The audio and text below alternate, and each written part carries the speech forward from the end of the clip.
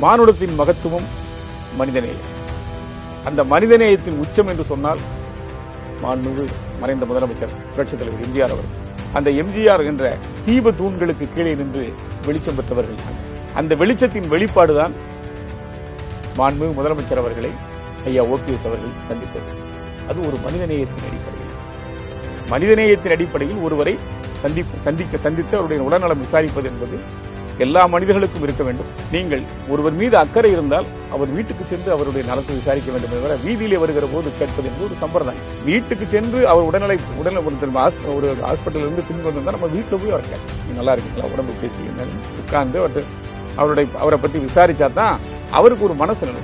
போற போக்கில் வீதியில கேட்டு போனா இது ஒரு சம்பிரதாயம். சம்பிரதாயமான மனிதர் அல்ல ஓபிஎஸ். சம்பிரதாயத்துக்கான மனிதர் அல்ல. அவர் எப்போதுமே சத்தியத்துக்கான மனிதர்.